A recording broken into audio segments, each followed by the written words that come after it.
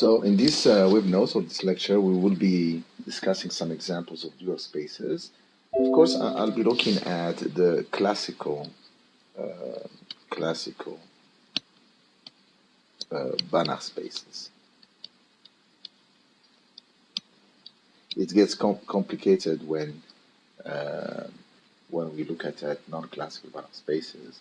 I'm thinking about James spaces or Zerritzen spaces, etc., etc.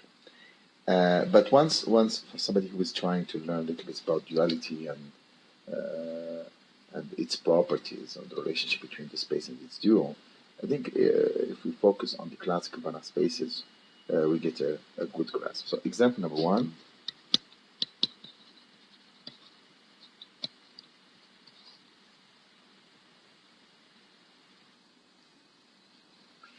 So let us start with the example of L2. So we call that L2 is the space of xn's such that sigma of xn's squared is convergent. I'm taking it over R, okay? But we can do it over the complex numbers anyway. So we know that we have a norm, so the norm of xn is equal to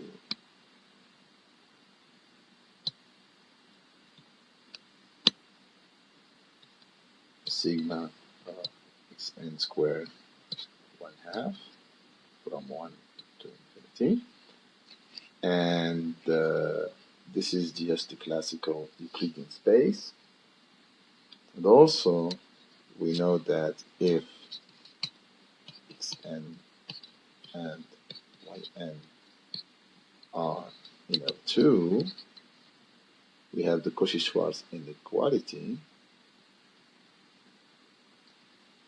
which says that sigma of xn yn from 1 to infinity is convergent, number one, and that this is less than sigma of xn squared 1/2 sigma of yn squared 1/2. And this is from 1 to infinity, from 1 to infinity. And by the way, this is just the norm of the xn times the norm of the yns. So this is the classical Cauchy-Schwarz inequality, and now let's one more representation that we're going to use. Let us say the canonical basis,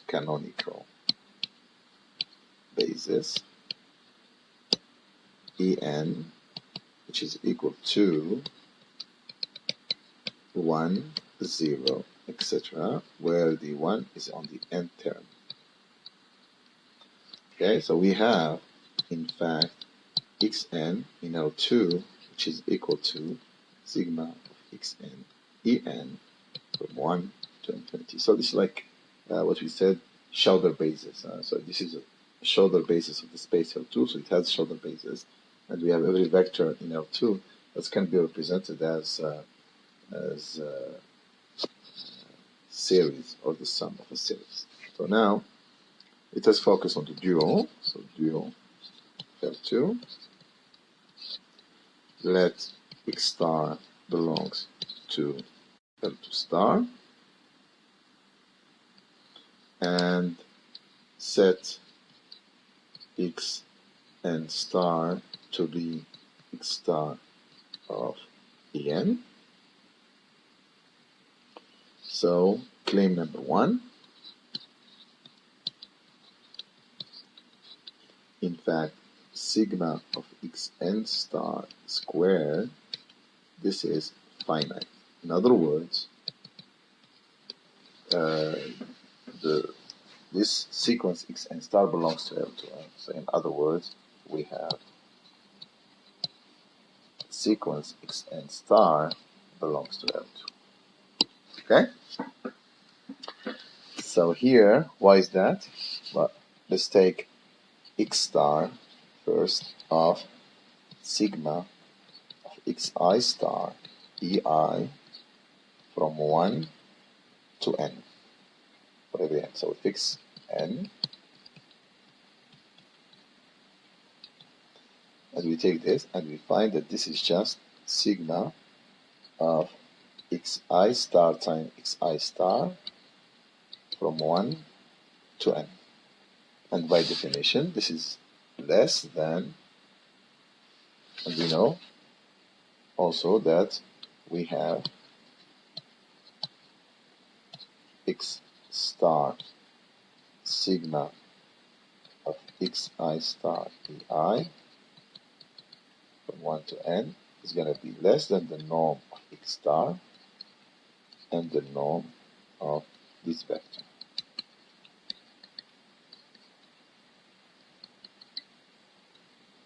So sigma of xi star squared from 1 to n is going to be less than the norm of x star, and this is sigma xi star squared to the power 1.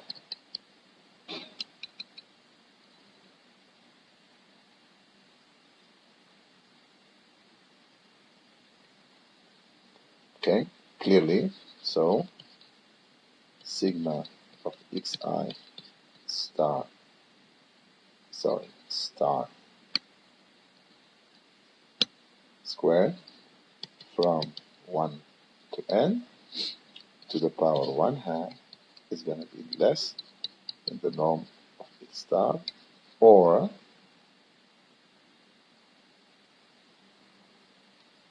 sigma xi star squared from I equal 1 to n is going to be less than the norm of x star squared. So you see here, this is bounded, so the partial sums are bounded. Therefore, we have sigma of xn star squared from 1 to infinity is convergent and less than the norm of x star squared. So it is in L2. So that was claim number 1. Claim number 2, we have claim number 2, we have sigma of xn star squared is in fact to the power 1 half is equal to the norm of x star. So why is that? We know already that it is less or equal, so let epsilon be positive. There exists x equal xn in L2 such that norm of x is less or equal than 1, and x star of x is going to be greater than the norm of x star minus epsilon. Okay. Using the properties that we said before, we know that x star of x in fact is equal to xn times xn star from 1 to infinity. It does converge because the sequence xn star belongs to L2. Okay, and also we know that this should be less than sigma of xn squared to the power 1 half from the Minkowski Cauchy-Schwarz inequality. It's Minkowski for LP, but Cauchy-Schwarz inequality here. Sigma of xn star squared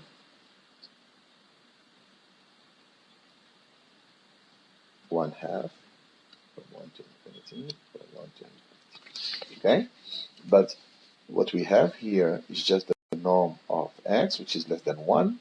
So x star x, in fact, is less than sigma of xn star squared to the power 1 half from 1 to infinity, which implies that norm of x star minus epsilon is less than sigma of xn star squared to the power 1 half.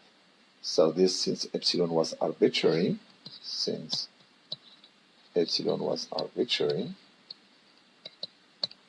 okay, positive number, we get the norm of x star less than sigma of xn star squared to the power 1/2. So now we have both inequalities, so we have then the norm of x star is equal to sigma of xn star squared to the power 1/2, n equal 1 to infinity. So what does it mean? If I put both claims together, so what do we have now? Conclusion. So we have a map, let's call it R, that goes from L2 star into L2, such that for every x star gives me the sequence x star of the ANs. Okay? And what's interesting is that this is a linear map, definitely. R is an isometric linear map. So it's an isometric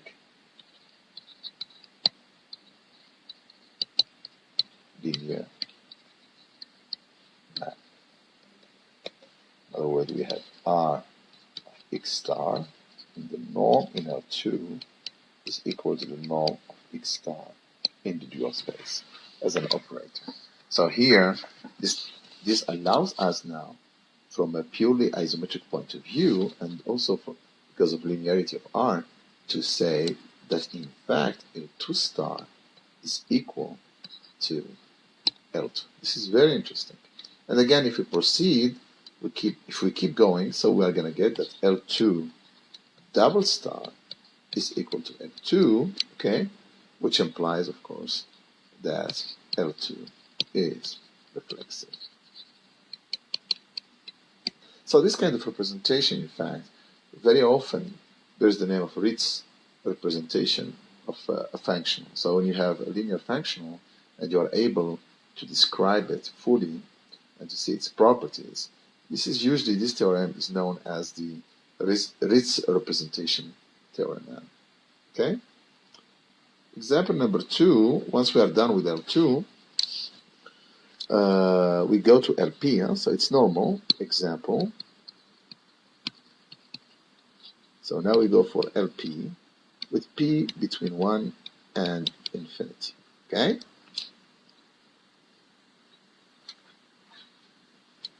So we know again, by definition, that LP is just a set of sequences xn such that absolute value of xn to the power p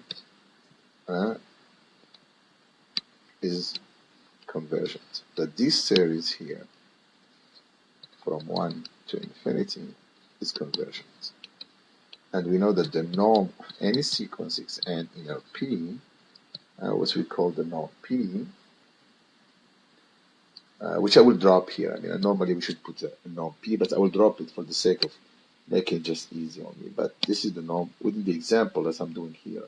For the sake of simplicity, I'm going to drop the p, and this is equal to sigma of xn to the power p to the power 1 over p from 1 to infinity. So this would give LP a structure of a Banach space. In other words, it's a normative space which is complete. In the calculations, we have seen this Minkowski and Holder's inequalities that says that if Q is given by 1 over P plus 1 over Q equal to 1. In other words, Q is equal P over P minus 1. So it's very easy to see that this is a number that is greater than 1, and it's called the conjugate of P. The conjugate of P. Q is known as the conjugate of P. it's easy to see that the conjugate of the conjugate, the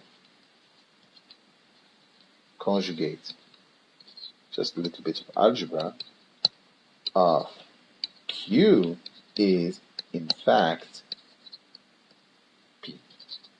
So the conjugate of the conjugate is the original number. And the conjugate of 2, the conjugate of 2 is 2 itself. In fact, we can show that if P is between 1 and 2, its conjugate is bigger than 2. And if the number is bigger than 2, its conjugate is less than 2. Okay? Great. So now we know that if xn belongs to Lp and yn belongs to Lq, where Q is the conjugate of P, then we have sigma of xn, yn from 1 to infinity is convergent. This series here is convergent. Not only that, we have the inequality that this is less than sigma of xn to the power p to the power 1 over p, sigma of yn to the power q to the power 1 over q, from 1 to infinity, from 1 to infinity. So this is the Holder-Minkowski inequality that we have learned before when we dealt with the lecture on some examples of normal vector space. So now, let us look at the dual space, so the dual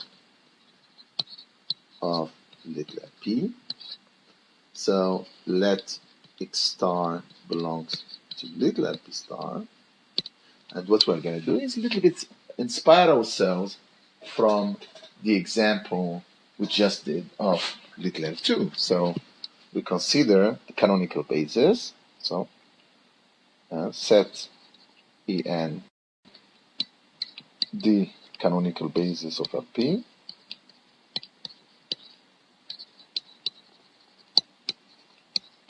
It is a Schauder basis.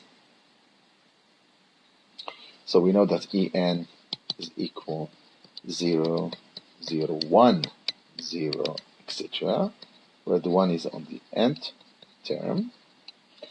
And what we do, we consider x star of En equal to xn star.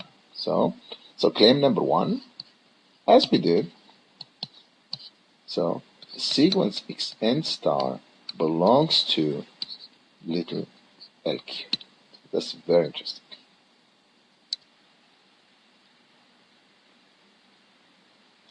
Okay, so let xn be defined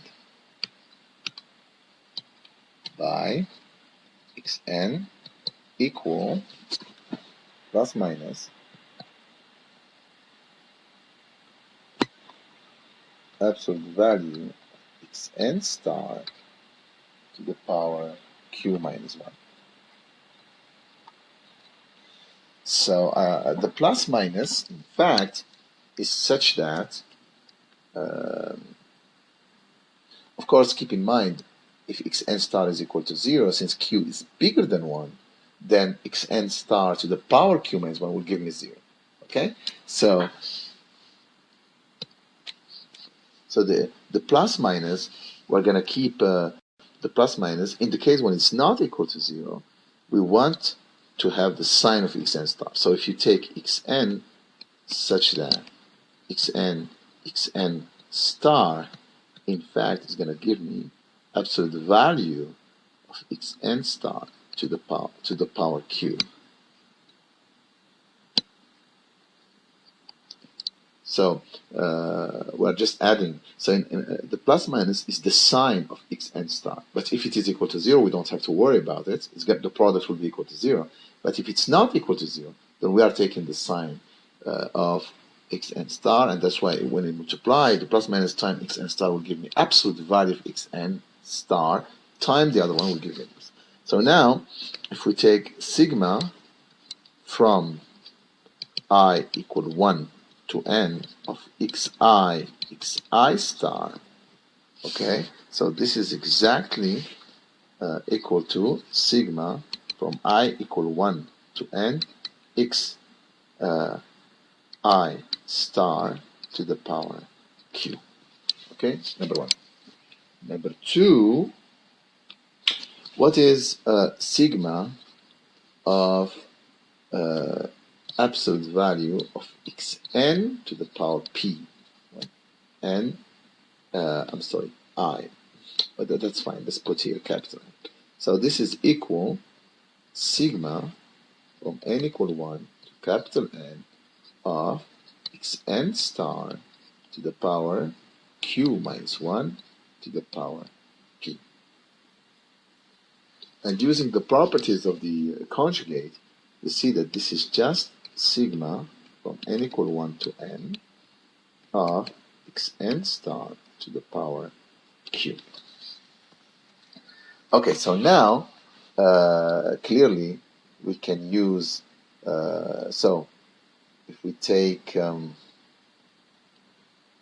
x star of sigma of xn times en ends from 1 to capital N. So this is sigma of xn times xn star from n equal 1 to capital N, and this is less than the norm of x star, okay?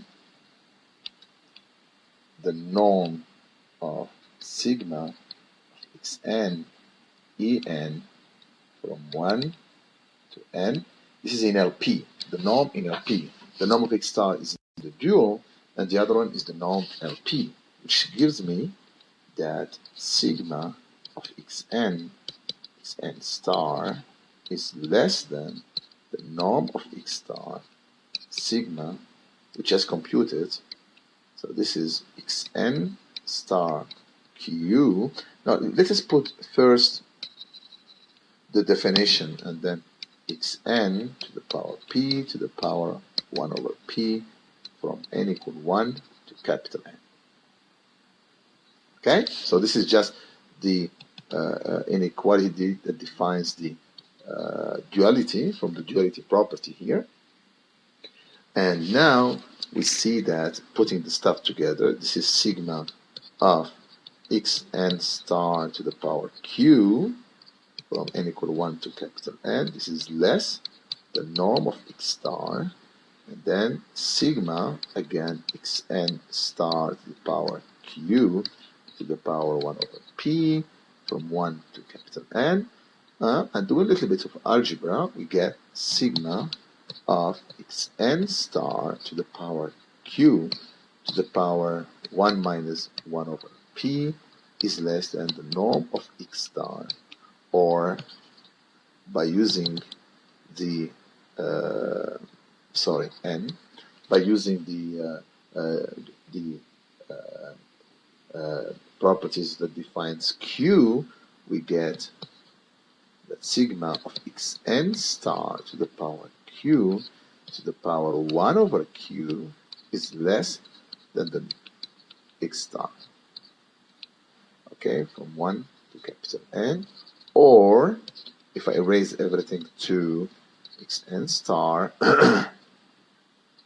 q is less than the norm of x star to the power q from 1 to capital N. And you see, capital N was taken arbitrarily fixed as an integer. So this tells us that this series here is the partial sums are bounded by x star to the power q, and therefore the norm of x star to the power q, and therefore it's convergent. So sigma of xn star to the power q is convergent, okay? And not only is convergent, we have sigma from 1 to infinity of xn star to the power q to the power 1 over q is less than the norm of x star. So that was claim number 1. So the xn star belongs to LQ. And not only that, we have, it belongs to LQ, okay, so this part belongs to LQ, and you do have also bounded by the norm of X star. Claim number two, as we did in L2, claim number two, in fact, we have sigma of xn star to the power q to the power 1 over q is equal to the norm of x star from 1 to infinity. And to see this, we already proved the one inequality. To prove this, let epsilon be positive. So there exists x in LP such that the norm of x is less than 1, okay? And the norm of x star minus epsilon is less than the norm of x. I'm sorry, not the norm of x. X star x. Now, set x equals xn, okay? Then we know, since xn star belongs to LQ, then sigma xn to xn star from 1 to infinity is convergent, and this is less than the norm of xn in LP times the norm of xn star in LQ. But, okay, x star of x is exactly the xn star from 1 to infinity. So what we got here is that x star x is less than the norm of xn in LP, which is equal to 1 or less than 1, and the norm sigma of xn star to the power q to the power 1 over q from 1 to infinity. Okay? So the norm of x star minus epsilon is less than sigma of xn star to the power q to the power 1 over q from 1 to infinity. And since epsilon was arbitrary,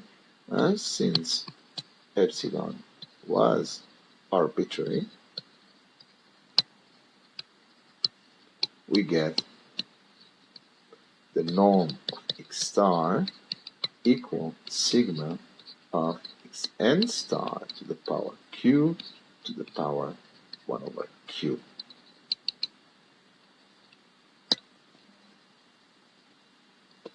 Okay, so less or equal. I'm sorry, no. Less or equal. I think I went a little bit fast.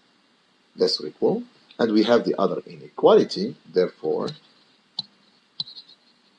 we have the norm of x star is equal to sigma xn star to the power q to the power 1 over q. 1 to infinity. So here again, as we did for L2, we have an amazing theorem. So that gives us conclusion, which is the risk representation. So there is a map that takes us from P star into LQ, okay, LQ, where Q is the conjugate of P, so, where if you have an X star, you get the sequence X star n equals to X star of En, and the R is an isometric linear map. So because of linearity, the two and the isometric behavior of R, we get like the identification from a purely normal vector space and the Banach and everything between LP and LP star. So LQ and LP star. So LP star is exactly LQ. Okay? So we identify the dual space of LP, which applies, by the way, okay? So LQ star is equal to LP double star, the bidual of LP, which is again LP, because the conjugate of Q is also P, which tells us that the LP spaces, so LP spaces are reflexive, all of them, whenever P is greater than 1. Okay, so again, let us, before we move a little bit more to other spaces, keep in mind, one may wonder why example 1 and then example 2, because basically example 2 includes example 1 because we can take P equal 2. The idea is that example 2 is very, very interesting in the sense that the Hilbert space or the Euclidean space gives some kind of understanding for the abstract or more general Banach spaces. It is at the core of the study of the other Banach spaces. So usually it's good to look at the L2 space or Rn with Euclidean distance, see there what's going on, and then try to see what can be said or how it can be generalized to other normal vector spaces and other Banach spaces. Okay? So now that we are done with LP spaces, we would like to move to another space, little bit example number 3, which is the space C0. So recall that C0 is the space of all sequences in R such that the limit of xn is equal to 0, and n goes to infinity. And the norm is the norm infinity, but I'm not going to write infinity here. I'm just going to, since I'm going to restrict myself to C0 in this case, it's going to be the sup of absolute value of xn, and n is greater than. So C0 with this norm is a Banach space. And again, as we did, we have this canonical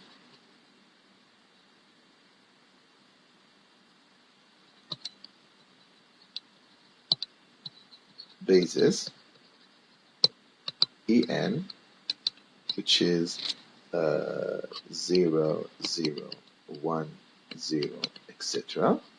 So in C0.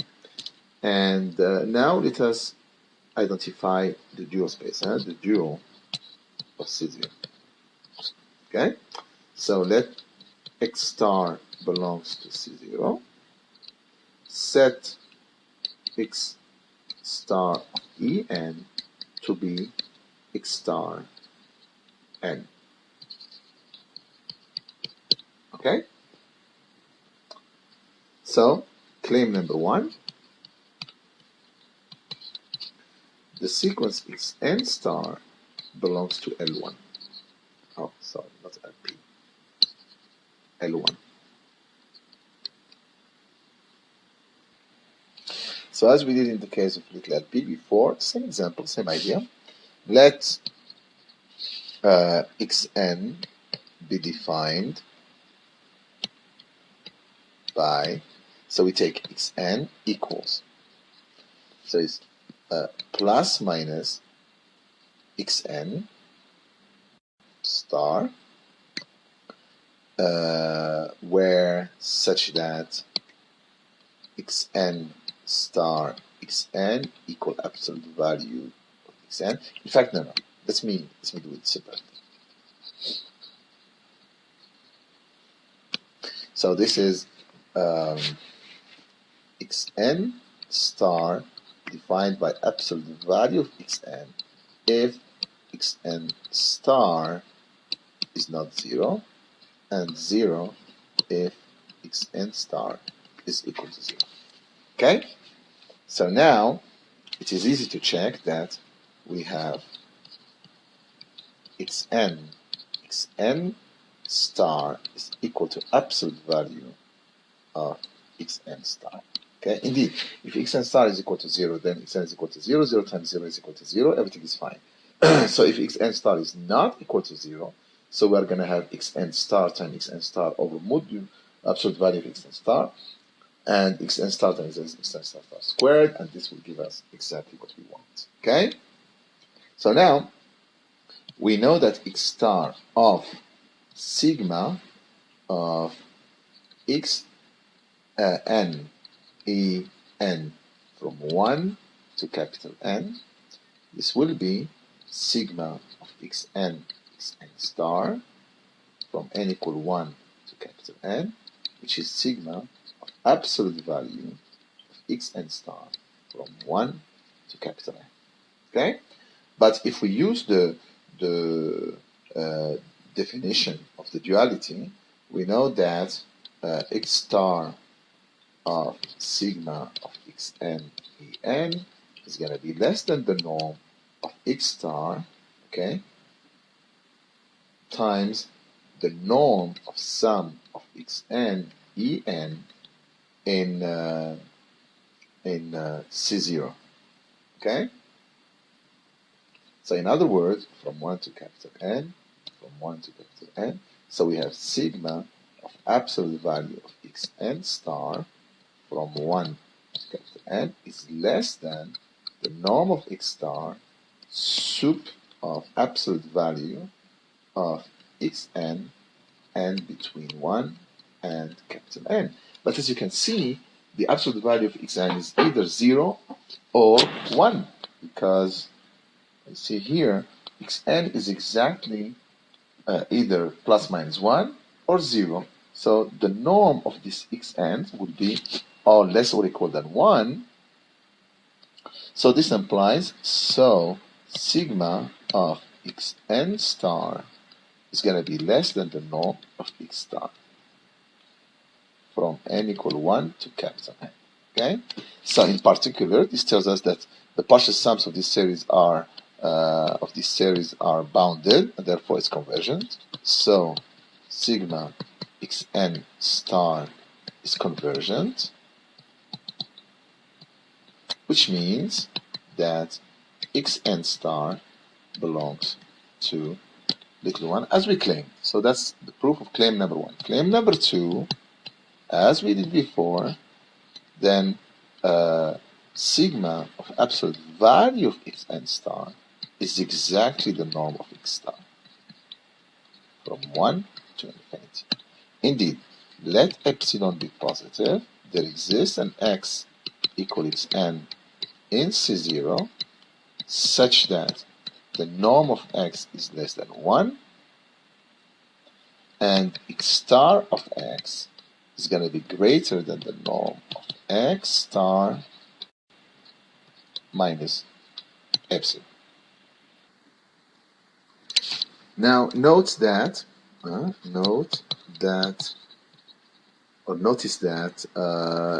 x star of x in fact is equal to sigma of xn star xn from 1 to infinity. So in order, we may not need, this is just coming again from the fact that the canonical basis of C0 is a Schauder basis, but one can easily prove this using a different technique, which is, okay, fix epsilon positive, the one that we used just before, and there exists n0 such that for every n greater than n0, we know that absolute value of xn is less than epsilon. And of course here we used what? The fact that the sequence xn goes to 0 by definition of C0. Okay, so now, x, the sequence x equal xn, can be written as sigma of xi ei from 1 to n0 plus, and we can take here the sequence 0, 0, 0, and then xn 0 plus 1, etc. Okay?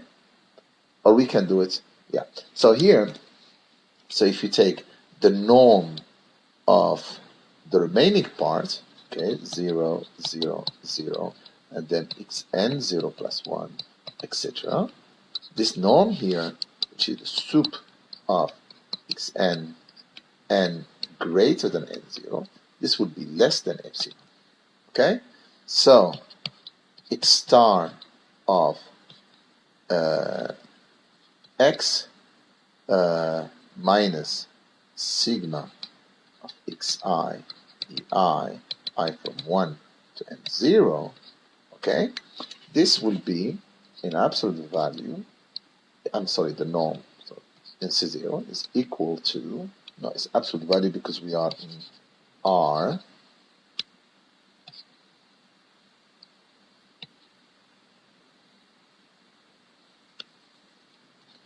x star of this is equal to x star of the remaining part,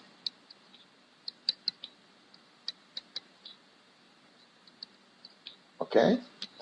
And this would be less than the norm of x star, norm of epsilon, okay? Great. So x star x minus sigma of x star xi star from 1 to n0, here this would be less than the norm of x star times epsilon. Okay, so x star x will be less than sigma of xi star from 1 to n0 plus the norm of x star epsilon. So norm of x star minus epsilon is going to be less than sigma from 1 to n0 xi star xi plus a norm of x star epsilon. So now what you do, you get use just the, so this will be less than sigma absolute value of xi star time sup of absolute value of xi, I from 1 to n0, I from 1 to n0, and plus norm x star epsilon. Okay? But we know that the norm of x is less or equal than 1, therefore this will give me sigma xi star from 1 to n0 plus the norm of x star epsilon. And we also know from the claim number 1 that the series xi star absolute value is convergent. Therefore, this is less than absolute value of xi star plus the norm of x star times epsilon from 1 to n0. In other words, we have a norm of x star minus epsilon, which is less than this. If I let epsilon goes to 0 because it was arbitrary, we get norm of x star less than sigma of xi star from 1 to infinity. So, I'm sorry, here there was a little mistake. It should be infinity. Because we let n0 go first. So first, be careful, it's very important. First, we go to infinity for n0 because the series is convergent, therefore it's bigger than the one we have here. Okay? And we go to infinity because n0 depends on epsilon. That's why we have to be careful. Don't let epsilon go first to 0. No. You start first with let n0 go to not let n0, sorry. This is less than this because the infinite series, the total sum is bigger than this partial sum.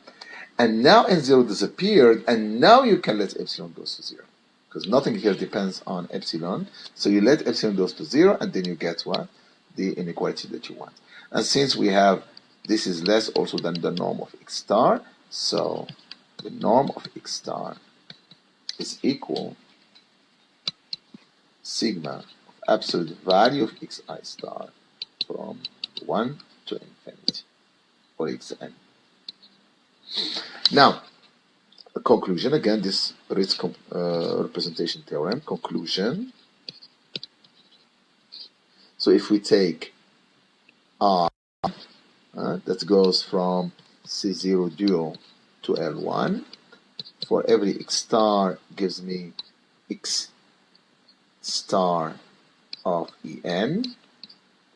There we got an isometric linear map or transformation. So again, in other words, we can, from a purely norm, and linear structure identifies C0 star with little l1. Okay? Great. So you see, for once, be careful. It's not the same as before because we had this LP case. LP star is LQ, and then of course the conjugate of the conjugate you are back, so we can claim that. Now for us here, in order to see what is the bidual, to check if we are what, if we are reflexive, for example, we need L1 star. Okay.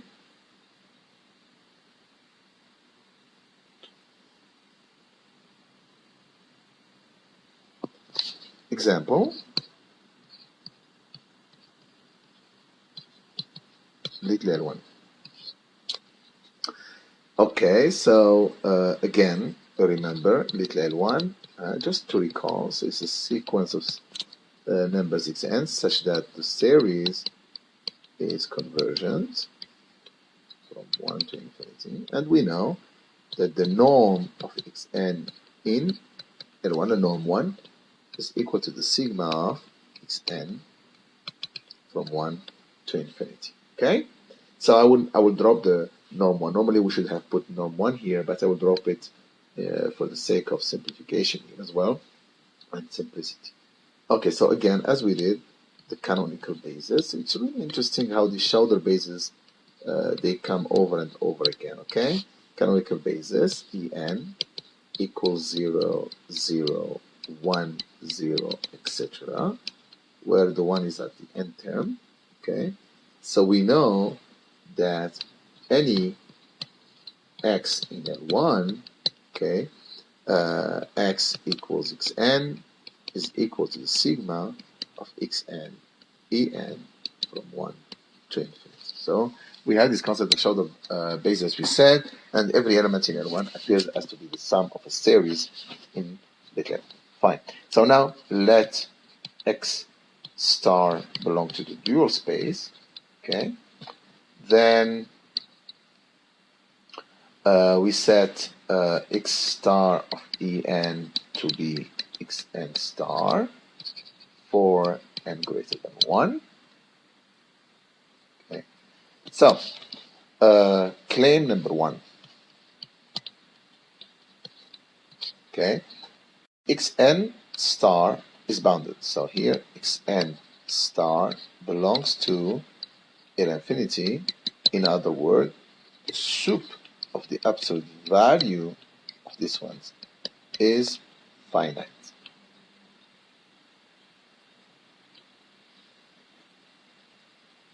Okay, so how do we do that?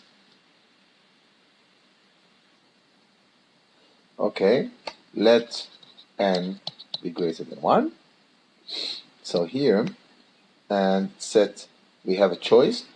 If xn star is equal to 0, set xn equal 0 times en equals 0. Okay? If xn star is not equal to 0, set xn to be xn star over absolute value of xn star times en. Okay?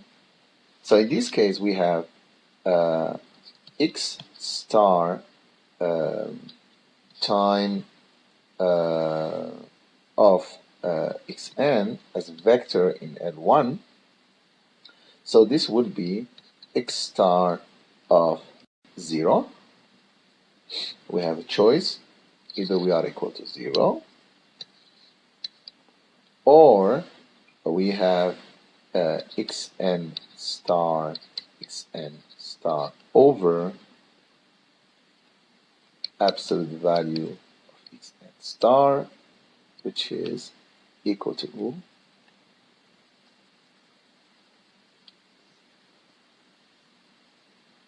xn star.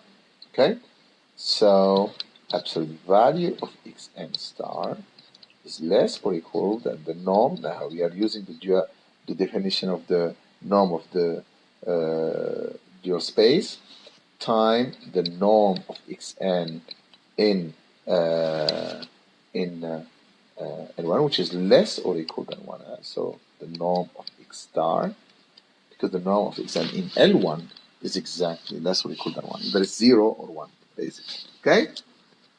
This is plus minus 1. What you have here is plus minus 1.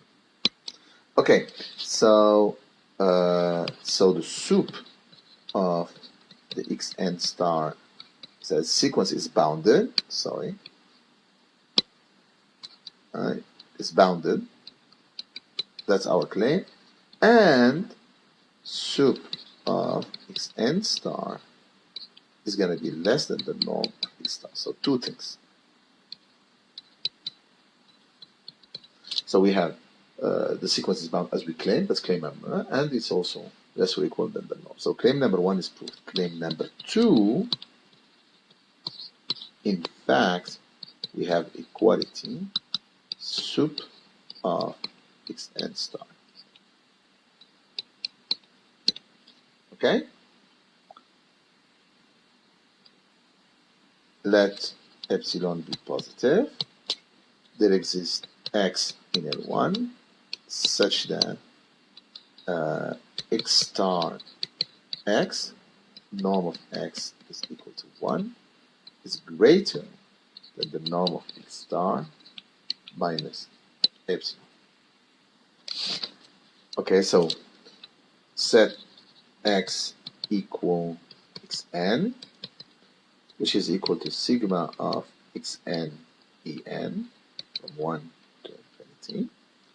We know then x is the limit of xi ei from 1 to n goes to infinity. So that's the Schauder, because it's the total sum of this series, therefore it's the limit of the partial sums. X star is continuous, and therefore we have this as the limit when n goes to infinity, sigma of, x star of sigma xi ei from 1 to n. Okay, so here this will tell us that this is the limit of n goes to infinity, sigma xi xi star from 1 to n. What's interesting is that I could have done the same proof that we used in the case of C0. I could have used it here with epsilon approximate x by the partial sums, etc., etc. But I wanted to show you a different approach to what we did there. So this fact, what it shows this is that the series sigma of xi, xn, xn,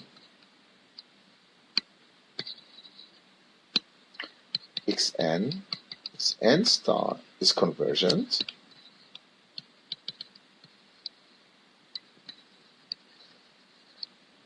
and x star of x is equal to sigma of xn star from 1 to infinity. Okay, so that's what it shows. But in fact, if you look at, for example, sigma of xn star absolute value from 1 to n0, we can show that this is less than sigma of absolute value of xn, okay, for any n0, I will fix n0, time the soup of the xn star n between 1 and n0. And since the series is convergent, we get that this is less than sigma of absolute value of xn from 1 to infinity. And because the sequence xn star is bounded, so this is soup of xn star n greater than 1. Okay, it's also true. And now since n0 is, okay, so we take n0 to go to infinity, and we find that x star x is less or equal than the norm that we have there is exactly the norm of x, sup of xn star n greater than 1, but the norm of x is less or equal than 1, so we get that x star x absolute value is less than the sup of xn star n greater than 1. And of course, this implies, among other things, that x star x is greater than the sup, is less or equal than the sup of this xn star, which is greater than what? Than the norm of x star minus epsilon. Since epsilon was arbitrarily chosen at the beginning, so we get that norm of x star is less than the sup of n star n greater than 1, which implies, in fact, that because of the other inequality that we had in claim 1, that they are equal. So here, again, conclusion, okay, the R that goes from little L1 star to L infinity, okay, in fact, is an isometric linear map, okay, and such that, which for every x star gives me x star of the E ends here as a sequence. In fact, I forgot to mention something, that in all the examples, the map R is surjective. So R of L1 star is in fact L infinity, okay? So all of them are surjective, and that's why we can identify L1 star with L1 with its range as with L1 star can be identified with R of L1 star, which is what? L infinity. So here, the dual space of L1 infinity is equal to, of L1 is the L1 L infinity. So which means here that we have C0 star, which is L1, and C0 double star is L1 star equal to L infinity. Okay? And we know that L infinity is not equal to C0, which implies that C0 is not reflexive, which implies that L1 is not reflexive. Now remember that that we'll see in the case of the weak topologies that if the dual space is reflexive, and only if the space itself is reflexive. So here is an example now, beyond the case of little LPs, that the spaces are not reflexive. And another example, which is very interesting, okay, you will see why in a second, is the space C. So let's take the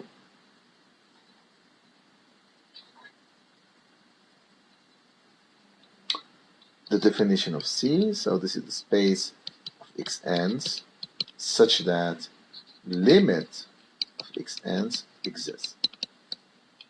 So we're taking the space of all convergent what? Sequences. So in particular, if I take, oh, I'm sorry, and what is the norm? Okay, so the norm of xn is going to be, since it's going to be bounded if the limit exists, sup of absolute value of A. And we can easily see that C with this norm is a Banach space. It's a complete norm-vector space, and that's the norm. Okay, so the norm's infinity, but I'm not going to write here the symbol infinity. Okay, I will just use the norm throughout this example. Okay, so here, before I proceed with the dual and so on and so forth, let us just make a little example. Okay, let xn, let E, let me call it 1, be the sequence 1, 1, 1, etc. So this one obviously belongs to C. And what's interesting is, for any x equal xn in C, okay, if I take x minus the limit of xn, which exists by definition of C, times this number times 1. This belongs to C0 in a very unique fashion. And what's amazing is that if we take now x equal x minus limit of xn when n goes to infinity times 1 plus limit of xn when n goes to infinity times 1, which means that C, in fact, is equal to C0 plus the sum R times this vector 1. Okay? And it's very easy to see that C0 intersects this one-dimensional linear line is 0, which means that, in fact, our C, our Banach space C, is just C0 in the direct sum with R times 1. Okay? So it's C0 is a hyperplane in the space C. It's very interesting. So it's one dimension more. Okay. Now, what is the dual of C? Okay. Let x star belongs to C star. Okay. So now let's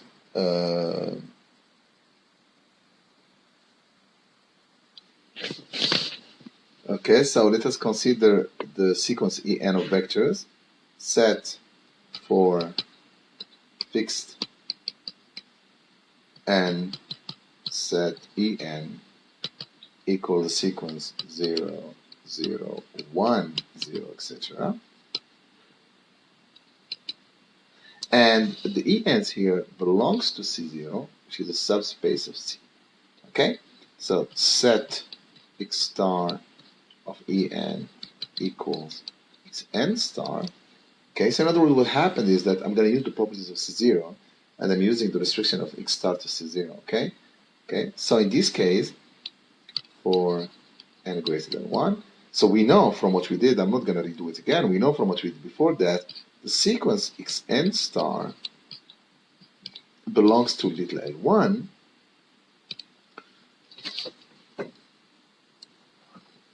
and okay, and sigma of absolute value of xn star is in fact less than the norm of x. This is easy to show from 1 to infinity. Okay? As in the case of 0, one can show in fact,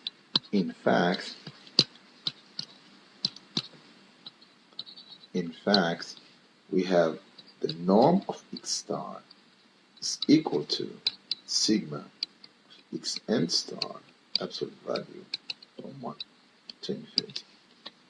So what's happening here is that if you take the dual space of C and you throw it at L1 such that for every x star you get x star of En equal x star n, then we have here an isometry, a linear map which is an isometry. And the amazing part is that R of C star is indeed equal to L1.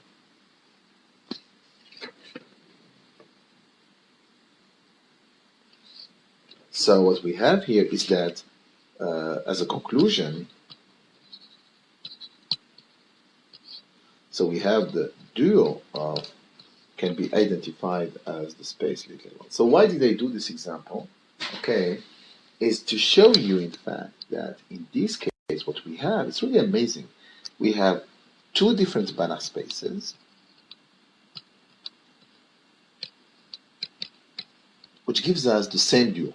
Okay, so first of all, little definition here. Okay, so we know that given a normed vector space X X star is its dual, okay? But we also say that, we will also